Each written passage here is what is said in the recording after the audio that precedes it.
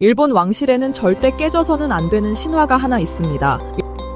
바로 만세일계.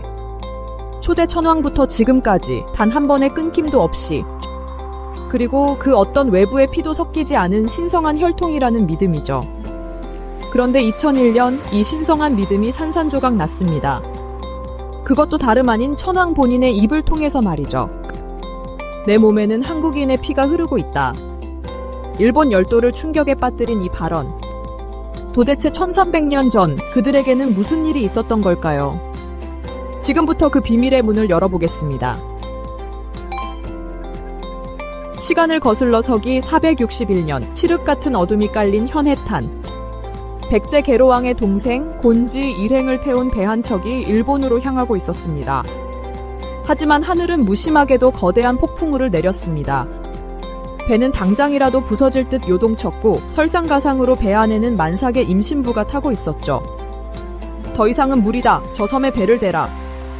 일행이 목숨을 걸고 도착한 곳은 일본 규슈 북쪽의 작은 섬 가카라시마. 제대로 된 집도 따뜻한 이불도 없었습니다. 결국 축축하고 어두운 바위 동굴 속에서 아기의 울음소리가 터져 나왔습니다. 섬에서 태어났다고 하여 이름 붙여진 섬 왕자 사마.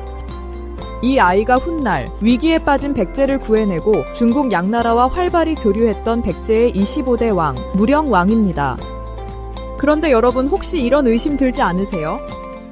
그냥 옛날 전설 아니야? 역사책 한 줄 읽는 거 가지고 너무 확대 해석하는 거 아니야? 하지만 1971년 7월 대한민국 공주에서 그 의심을 잠재울 결정적인 증거가 튀어나옵니다. 배수로 공사 도중 우연히 발견된 백제 25대 무령왕릉. 도굴되지 않은 채 1500년 전 모습 그대로 발견되어 세상을 놀라게 했는데요. 학자들을 소름 돋게 만든 건 왕의 시신을 감싸고 있던 관의 재료였습니다. 분석 결과 그 나무는 한국에서 자라는 소나무가 아니었습니다. 바로 일본 열도, 그것도 남쪽 지방에서만 자라는 최고급 나무 금송, 고야마키였던 겁니다. 생각해보세요. 백제의 왕이 죽었는데 굳이 그 무거운 나무를 바다 건너 일본에서 가져와서 관을 만들었다? 이것은 당시 백제 왕실과 일본 왕실이 단순한 이웃 나라가 아니라 가장 좋은 것을 주고받는 특수한 혈연 관계였다는 움직일 수 없는 물증입니다. 다시 시계를 돌려 8세기 일본으로 가보겠습니다. 무령광은 백제로 돌아갔지만 그의 후손들은 일본에 남아 도레인으로서 삶을 이어갔습니다. 그중 한 명이 바로 무령광의 10대 손 고야 신립이라는 여인입니다.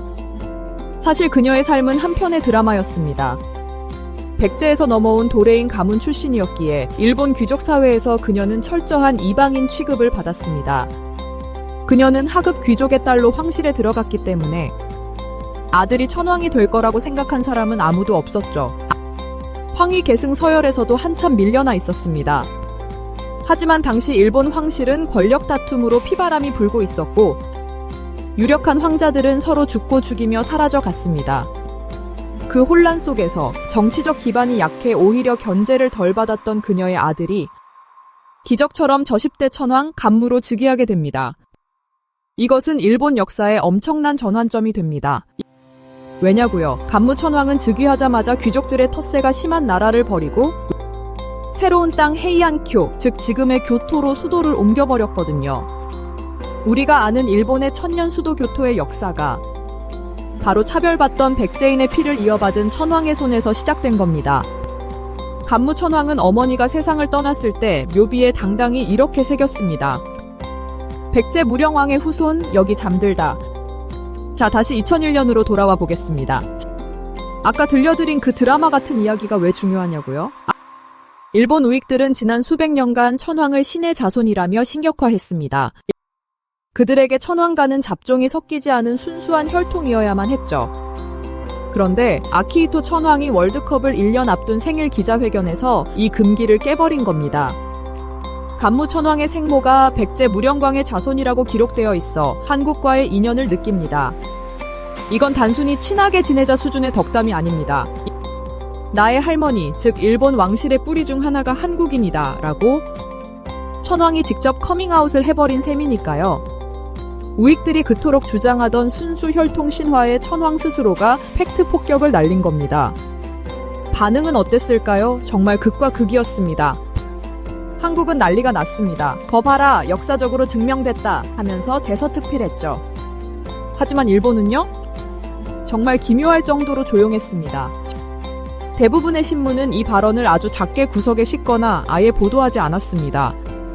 TV 방송에서도 거의 다루지 않았죠. 왜 그랬을까요? 인정하기 싫었던 겁니다. 자신들이 섬기는 신의 혈관 속에 그들이 그토록 무시하고 싶어 했던 한국의 DNA가 있다는 사실을요. 천황의 발언이라 대놓고 반박은 못하고 그냥 못 들은 척 묻어버리는 전략을 택한 거죠. 그렇다면 아버지의 폭탄 발언 이후 아들인 현재의 천황 나루히토는 어떤 입장을 보였을까요? 그 역시 아버지의 뜻을 조용히 이어가고 있는 것으로 보입니다.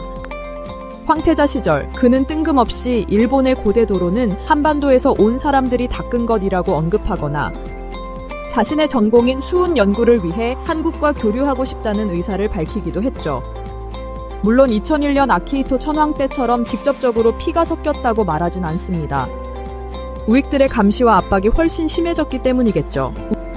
하지만 일본 왕실 내부에서는 그들의 뿌리가 어디서 왔는지 누구보다 정확하게 기억하고 교육받고 있지 않을까요?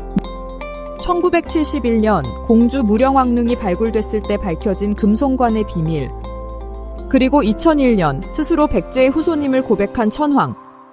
백제왕이 일본 나무로 만든 관에 잠들고 일본 천황은 백제왕의 핏줄임을 인정하고 이 끈질긴 인연의 끈은 누군가가 가위로 자르려 한다고 해서 잘리는 게 아닌 것 같습니다. 1300년 전 비바람치는 동굴에서 시작된 두 나라의 인연. 여러분은 어떻게 생각하시나요? 지금까지 큐박스였습니다. 영상이 유익하셨다면 구독과 좋아요 부탁드립니다.